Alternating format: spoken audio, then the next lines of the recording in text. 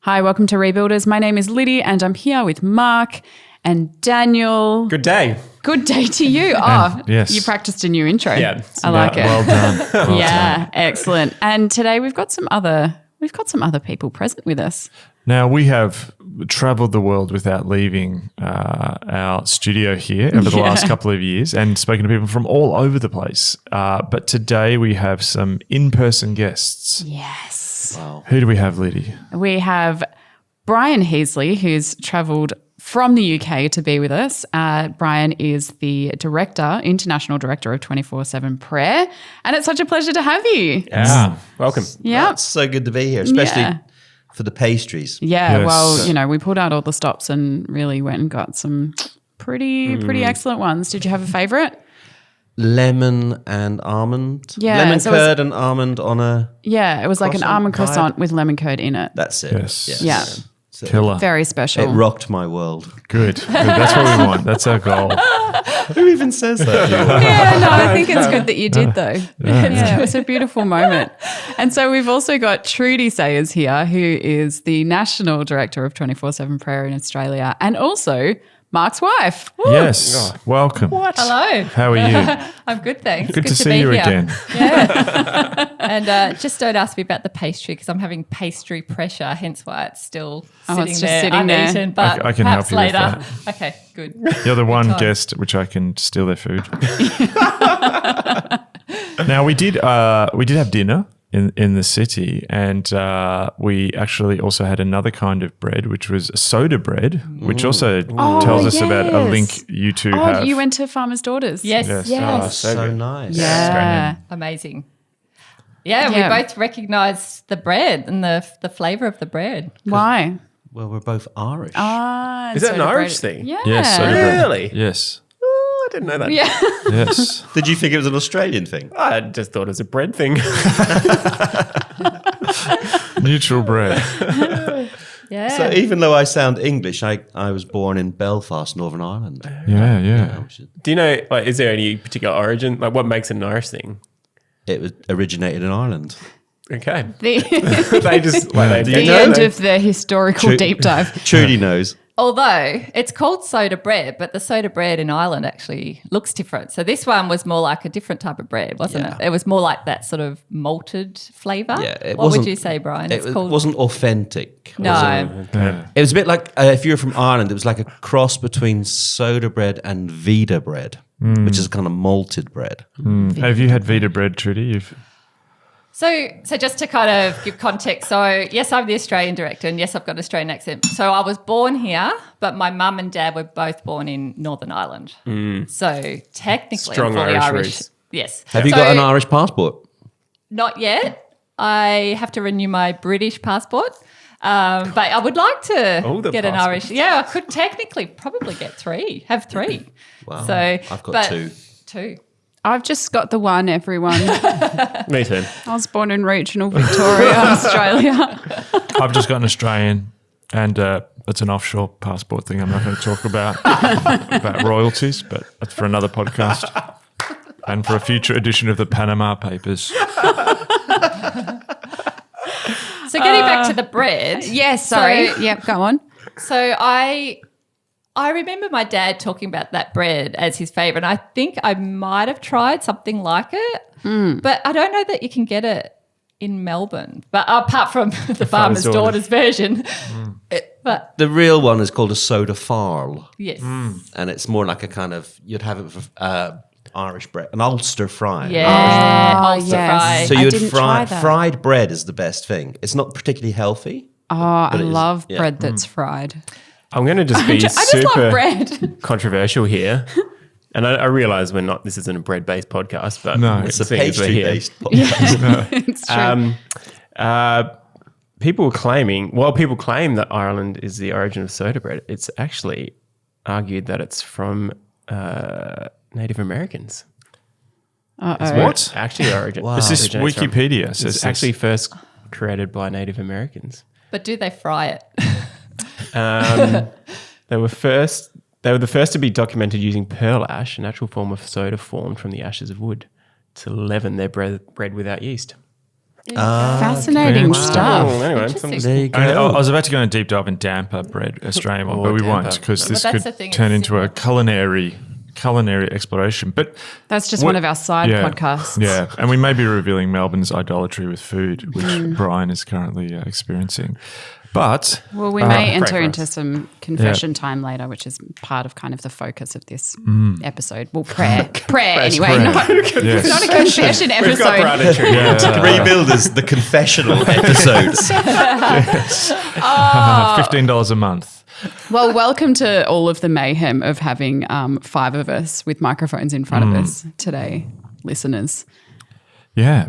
Well, we thought it would just be really cool to, combine forces between Rebuilders and 24/7 Prayer. Yeah. Because we feel that there's a moment happening. We did last, this is our 3rd episode or something we've done in a few days. And we did our episode last week with about discipling the contemporary self. But then we did an emergency sort of bonus episode with Pete Gregg, who's been at the Asbury University Outpouring.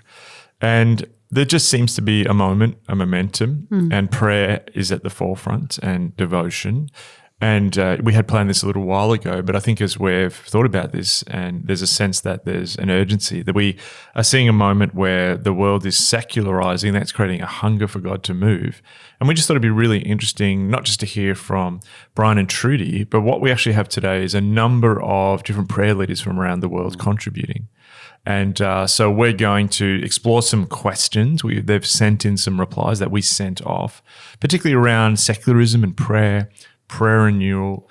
When the world's in various crises, different nations are in crises, how do we respond in prayer? So it's going to be a really good episode. It's a different episode. Quite different. Yeah. We're excited for what we have in store.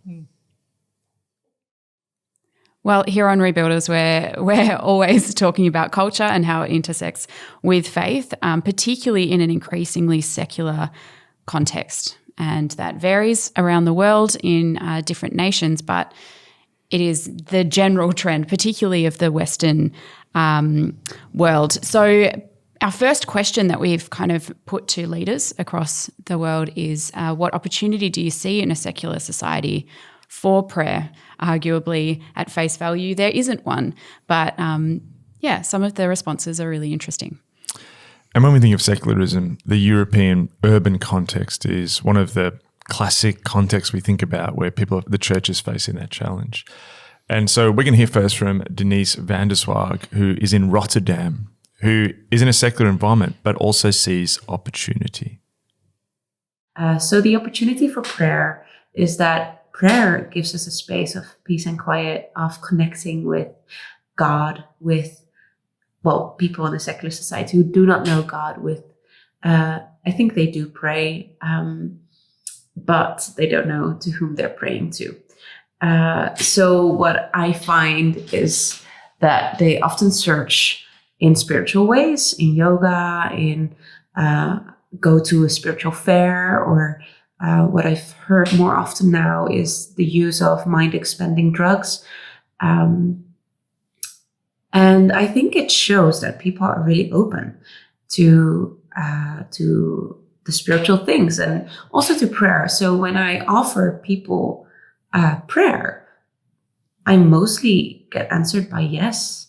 And when I pray with them on the spot, they feel valued and seen. The thing is, you don't push them, but I invite them and ask them if it's okay, and they're mostly excited to try it. And what I also see is that people don't see it as a possibility. So when I offer it, it's suddenly a possibility to pray. So I think there's a big opportunity there in the secular society for prayer.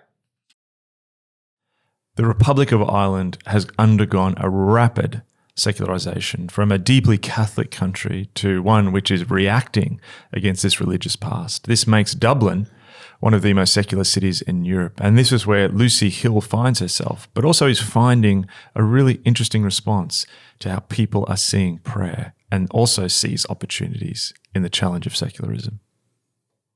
certainly in an Irish context, whatever has been discarded in terms of religion or the sense of the institutional church, spirituality remains a strong value. People who are cynical or closed to so much remain open to prayer. I think this kind of ritual is still widely practiced, albeit not in the traditional forms. And in lockdown, we saw this, that, we had more people who don't consider themselves religious or affiliated to any church. More people attended the How to Pray course than any of the Alpha courses that we ran online. People want prayer as a resource for their lives, and I think prayer invites people into a set of practices rather than a set of rules, and they're already seeking these practices. There's meditation, mindfulness, breathing practices. We have all these practices in prayer centered on Jesus. These practices, I think, reawaken practitioners to a new or a renewed sense of God. I think prayer is currently one of our greatest opportunities. In Ireland, we are in a reactionary mode in the wake of church scandals and abuses, and I think we can only live there for a limited time as other things fill that void, and secularism is making its entrance, but it doesn't have the shelf life or the depth to satisfy the longings of the human heart. And I think if, as a church, we have prayer at the centre, where we are being formed and discipled in a life of prayer, this will be part of inviting people into encountering a better story than the one that is currently on offer. Lucy pointed out there that even in secular environments, people are searching for things which will bring them peace, perhaps change their physiology, their mental health. Dori Alice Avilon in Vancouver, a place on the west coast of Canada, is a deeply secular environment, but also a secular environment where there's a lot of spiritual searching. And in this environment, Dori sees the potential that people may perhaps begin to pursue some of these practices, but also find through prayer their hearts changed by God. I think the biggest opportunity that the church has when it comes to prayer in a secular society is presenting prayer as the gift that it is, and the gift that the world so needs and is so desperate for. And it's love. It's love, and it's relationship, and it's communion. It's what we were made to do. Prayer is being one with God. I mean, that's exactly what we were made to do. And, we see rises in practices like mindfulness and meditation with the whole purpose of self and inner finding and peace found in that, and calm found in that. And we as Christians know where true peace comes from, where joy comes from.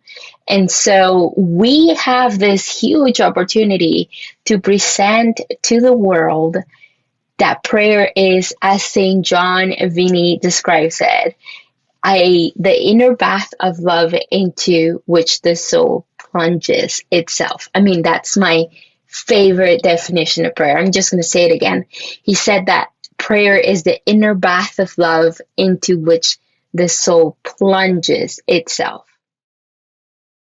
So what we're learning on this journey is that just because we're entering into secular environments, what people call a secular age, this does not mean that the hunger for prayer, the hunger for more, is disappearing. Just wondered, Brian, is this something that you're seeing? You travel and you speak to prayer leaders across the world. Does what we've just heard from the Republic of Ireland, from the Netherlands, from Canada, does this resonate with what you're also seeing in other places? I think so. It perhaps for me, it's indicative of that kind of sense that one of the greatest needs of the human heart is to be heard.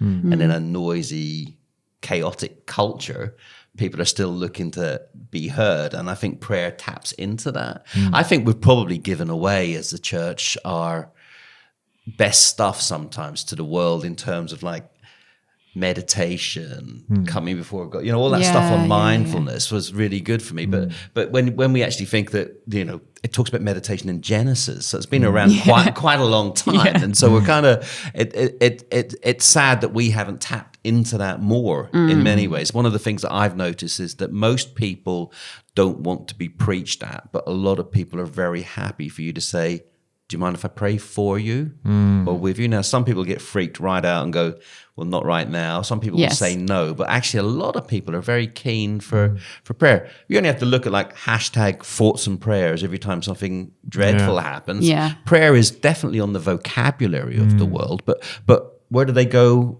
Where does Justin Bieber go to hashtag thoughts and prayers for the tsunami in Japan? Where do we take that? Where does it go? Yeah. What about you, Trudy? What stuck out for you in those reflections? I think a highlight comment that Lucy said was that prayer is the greatest opportunity in the moment. So it's got me thinking, what is the opportunity, even in my context? But also what struck me is that we have 3 different nations, but there are similar themes coming through. And ultimately, I think as Dory says, prayer is the longing of the human heart. Prayer is about relationship. So I think it's really key that we as Christians understand and get to know what is prayer and define it. And when we grow in our prayer lives, that will show. And it really is about reconciling and helping people find their true home, their longing in the Father's love. Yeah, so great. One of the big themes of this podcast is that crisis precedes renewal. And one of the things we're seeing is a sense that the world is in some kind of crisis at the moment, but also individual nations are experiencing their own ways that's outplaying at a local level. And also, we thought we'd ask people, how does this play out at a local level? And what we found is that crisis is deeply linked to a hunger for prayer, both in the church and in the society. And when we speak of crisis, perhaps very few places on earth have experienced crisis in the last few years in the way that Beirut, Lebanon has. From the 2020 Beirut blast at the port to COVID, to a banking crisis, to civil unrest, the Lebanese people have suffered incredibly. Christelle Hayek reflects on how at moments like this, prayer can come alive in a new way. When crisis hits, we are suddenly more aware of the brokenness of the world. We realize that there is no stability anywhere. People fail us, money and possessions lose their value, and the void we have been trying to fill with those things suddenly feels larger. We find ourselves turning to God. There is comfort in believing not only that there is someone holding this universe together, but who also deeply cares about us, and we start to try to communicate with him. Another country which has found itself racked by crisis is the nation of Peru. After suffering one of the world's highest death rates from the COVID-19 pandemic, Peru now finds itself in the midst of civil unrest after the removal of the president, Pedro Castillo. Andy Taylor, in the midst of this, sees 2 kinds of responses from people. One which has a tremendous opening for prayer and for renewal. In general, here we're encountering a confused people. Cusco is a melting pot of Inca, pagan religion mixed with Roman Catholic tradition. There is a spiritual hunger, but this is often mixed with an oppressive, captive mindset. And the current political and social crisis in Peru that's led to deadly violence on the streets, the whole country being shut down, destruction of economy and livelihoods. The people here are hurting and suffering. There's a lack of hope in the government and the authorities, especially after Peru having the world's highest COVID death rate. And this is leading to a hunger for hope in something else. And we're witnessing 2 responses to this in the population. We're witnessing some with a more of an anger and a frustration in what is happening, or we're witnessing others who are turning and trusting and depending on a God who offers more. It's a spiritual place with hunger that's not always directed to the kingdom, but when it is, we're seeing beautiful transformation. We find ourselves having to encourage people to know that even though this is happening, God is a God of love and is walking with you through this. And when this is begun to be known and understood, when a mindset of gratitude that no matter what the situation or circumstance, if that's adopted, then we see a deeper dependence on Jesus through the storms and people turning to prayer. Well, it's so fascinating to hear from people in areas that, I mean, I can't relate to those experiences that they're in Lebanon and in Peru. What are your reflections on what Andy and Christelle were sharing, Trudy? I think a key word that both actually said was turning. They're seeing a turning. Christelle mentioned a turning to God, and he said turning to prayer, essentially turning towards God. So I see in the crisis that there's this turning back, and people, and Christelle said there's this increased gap between a void of what the things that people look to, but turning back to God. So I think that's key. I just find it interesting that we could even say that even in our own comfortable, perhaps, society in Australia, there's still a crisis of people not recognising perhaps their need for spirituality as well. So it's a different type of crisis. Yes. So I think prayer has an answer of turning back. And perhaps they don't recognise it, but there is still a high amount of anxiety. More and more people are realising they're anxious and not at peace. So that in itself is a crisis. Yes. Of mental health we're seeing. So I think prayer has an opportunity to provide that peace and encounter relationship once again. And we saw that in, we had our last interview with Pete Gregg, and Yes. he'd been reporting from that Asbury outpouring. And he mentioned how a lot of it is a response to that, a secular environment, a college campus, and through prayer and devotion and worship, people are feeling a sense of peace, and in response to an age of anxiety, in a response to a time of digital overload, it's very analog, is the word Pete used. So it's interesting, you saying that, and we're seeing this happening in real time. And Brian, I wonder what we in, I guess, in many countries that aren't sort of facing war or social upheaval to the same extent as Lebanon or Peru, as the examples that we have here, what can we learn from, these contexts, people who pray in these contexts? What can we learn and take away from that? In the last 6 months, I've had the opportunity to both go to Peru and to Lebanon. Yeah, wow. And I found both situations incredibly hopeful.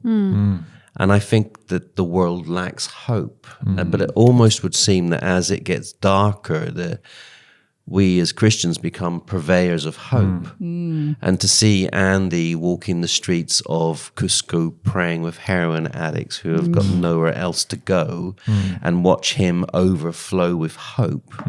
Or to see, Christelle walking through the streets that are abandoned because the army won't let people down there anymore, and see her prayer walking full of hope is an amazing thing. So I think what we can learn is that shift of perspective that is needed. Yeah. When I'm in these situations, you're just humbled how happy and hopeful these people are. Wow. Not in a kind of patronizing, oh, look, isn't it lovely, their little simple lives, but that sense of like they're just full of something else. Because I think when we are confronted by darkness in possibly an even greater measure, we had to dig deeper into God. Our perspective has to shift. We have to move closer into Him. And I think possibly the kingdom of comfort that many of us dwell in doesn't kind of push us towards, I really need you right now, God. Because actually, if I'm feeling bad, I could just eat some donuts and have a few beers, and get the sugar high will make me feel better. Or I could watch something on Netflix and I can anesthetize myself to the darkness. Where in those places,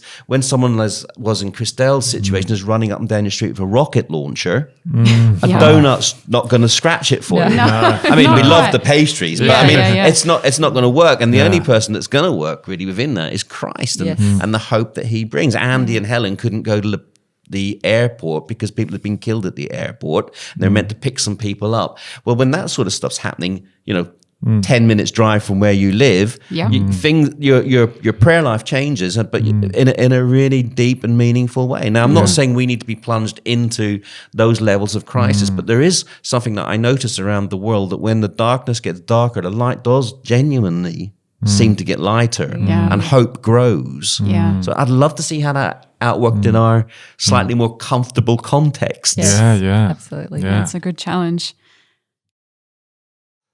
This podcast is called Rebuilders for a reason. It's a real call to rebuild in the midst of often what it feels like the world, secular culture has pulled down. And so what we're going to do now is we're going to get to hear from some of our guests of how they're building, not perhaps something in stone or wood, but actually how they're building a culture of prayer, where they are in their churches, neighborhoods, families, in their lives. Often prayer is thought of something very personal, very interior, done in cupboards and closed rooms. But building a culture of prayer often will also connect us to the wider culture, as Denise in the Netherlands found. The funny thing is, in my student years, we often prayed for our neighborhood, where a lot of drugs shops, like where drugs were sold, and a sex shop was around the corner and everything. And we prayed for life and for color in the streets. And then at some point, the municipalities, they knocked on our front door, explaining that they wanted to change our little street into a park to bring more life. And that's a direct answer to our prayers. But they invited us to also go out and literally paint the tiles in color. So that's a little anecdote of our prayers for our neighborhood and how God actually pushed the municipalities to see our neighborhood and see the streets, and to invite us into bringing more color into the streets. For Lucy in Dublin, building a culture of prayer is also connected to building a community of prayer. Increasingly, we are building corporate rhythms of prayer. We weave it into the life of our community. We prioritize it and we plan our calendar. And we do this by practicing together different expressions and different rhythms. We practice silence together. We practice lament together, as well as intercession and thanksgiving. We use liturgy and written prayers as well as praying what's on our hearts. But when we gather, we pray. It sits squarely at the center of our life and our times together as a community, not at the periphery, not at assigned separate times. I think if we are a people who value prayer, when we gather, we will do it together. And because of this, when we are together, we wrestle with unanswered prayer, sometimes uncomfortably so. And we also get to celebrate the joy of answered prayer together because we've stood together in it. The picture of watching and waiting is something we are learning to do together. And I think in order to sustain a life of prayer, we have to find more ways to do it together as a community of God's people. I think that becomes the fuel for our times on our own. It's a reminder that we carry hope together, so that even when I pray alone, I am praying with and for a community of God's people. For Andy in Peru, building a culture of prayer is linked to also understanding the context that you're in, making sure that we don't just bring our own cultural assumptions and agendas, but when we listen to a culture, it actually teaches us to listen to God in new ways with those among whom we're ministering to. So we're not here to impose our way of doing things or the Western way on this culture. However, we are here to seek God's leading and to help people discover a freedom in Christ that might be missing from their journeys. It's quite often we're witnessing a culture of the pastor prays for me. So we're helping encourage others to pray. We're helping to equip leaders to explore creative ways to encounter God's presence. And we're witnessing some wonderful responses. Responses and hunger to a simple way of prayer and creativity that maybe this culture is not accustomed to. It's through things like a 24/7 prayer room, or prayer walk in the streets of their church, or something like the Lectio 365 app in Spanish. It's been great to see the vision of equipping local people that we have to lead and to take ownership of prayer. That's already coming to fruition after having 1 year based here in Cusco. And as Lucy will share with us, when we listen to God and we listen to others, we may actually discover something. And I think prayer is a tool for us to begin to shift our way of seeing. Dr. Sarah Williams says listening is the beginning of language. And in the current crisis, I think we need a new language for what we are facing as the church, one we don't currently have the words for. And in this crisis, our hunger is to learn how to speak what God is saying, and prayer invites us to listen. It's where we get to raise our voices and lament, but we find the heart language in the place of prayer. God will speak to his church and give us language that we do not currently have. I wonder, will it perhaps this next renewal, will it not look as loud or outrageous as previous ones, because it will lead us towards humility and surrender, and possibly even at times silence. Some really encouraging thoughts there. What stood out for you guys? Maybe you kick us off there, Brian. I think for me, one of the things that really struck me was that I think it was a Buchner who said, "Go where your best prayers take you." And I think probably when we're thinking about how do we build a culture of prayer, that whole idea of listening and listening to culture and then going where our prayers for culture are taking us is quite a fascinating observation. I think so often we come with, and Andy kind of articulated it well, but we come with our preconceptions of what we should be doing, but prayer almost asks the question and allows us the exploration for culture and how we build culture in the area. I think probably specifically for me, I'm thinking missionally. You know, that how does prayer work in that? And I think it helps us develop divine strategies and stop from falling into kind of like the franchise model of church growth. That it stops us from going down a lazy track, and it takes us into more of a dependent place of both listening to God, I think, as Lucy implied, but also listening to culture, as Andy implied. And then when you look at Denise, that idea of stepping out into culture and bringing the God colors, it's very encouraging for me. But I think it shows that prayer in the context culturally within a church is as important to the mission of the church as to the devotional life of the church. Yes. Yeah, that's really good, Brian. What about you, Trudy? I think Lucy really highlighted the importance of praying with others, and building a culture of prayer is about praying in community and praying corporately. I think, so there's the two elements of prayer. It's about cultivating our own individual relationship with God, but it's really important to understand how we pray with others, and just that concept that we really grow in our prayer lives when we do pray with others. So how do we equip others, and Andy mentioned as well, equipping others to pray. Yeah. In many ways, when we're building a culture of prayer, we also have an eye on, what could be the next thing that God is doing? What's the next renewal? I'm just fascinated in your thoughts, Brian, on what Lucy elucidated there about what could be next. Lucy elucidated. I know, that was good. Yeah, that's so good. Yeah. Thank you. No, I love that. I mean, we yesterday had the opportunity to chat with Pete Gregg, who had just popped along to the Asbury revival that's happening in the US right now. And one of the things that he commented on was the gentleness, the peaceful nature in which God seems to be breaking out the low-tech, lo-fi.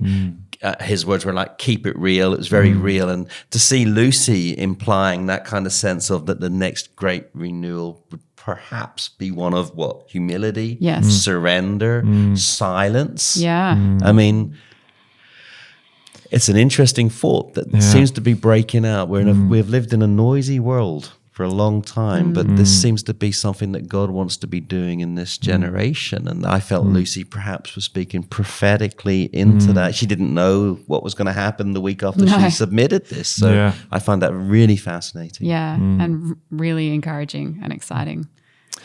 And in many ways, we're sort of going to leave perhaps the last word in our responses to Dory in Canada.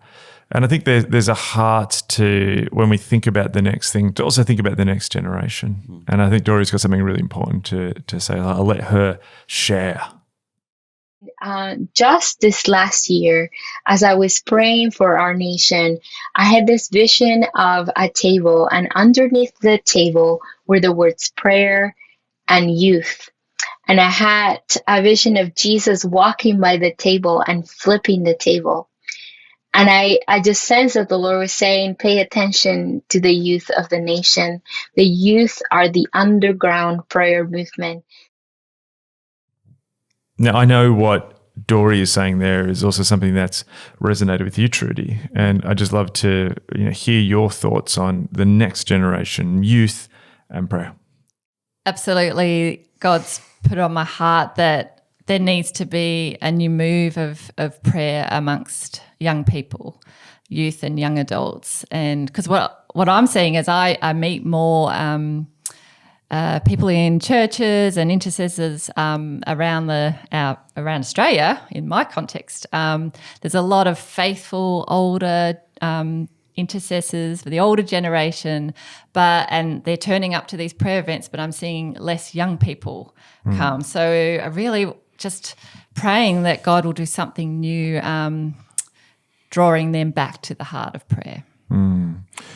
And Brian, 24/7 began in some ways as a youth movement. Yeah.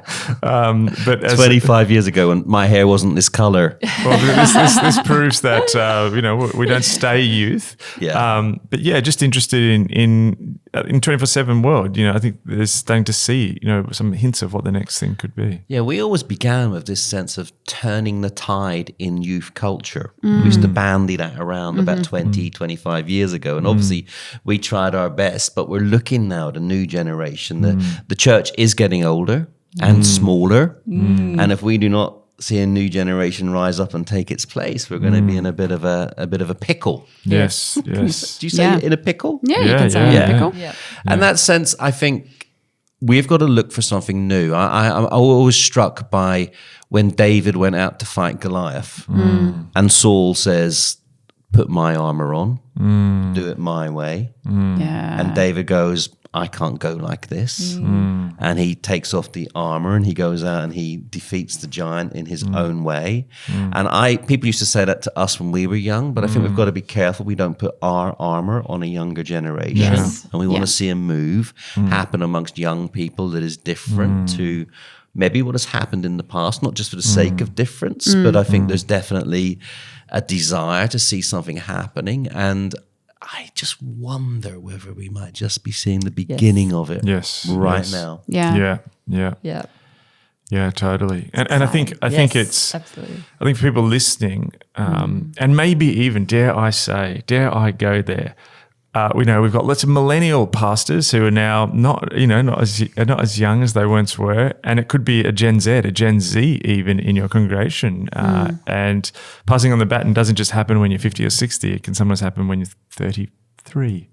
To those beneath you, and so I think part of that is keeping our eyes open for what God is doing in the next generation, and seeing. I think there's an awakening, a heart of prayer that we're seeing in younger people as well. So that's my little word to our youthful audience. Johnny, you're still youthful. Many of you are in that age bracket.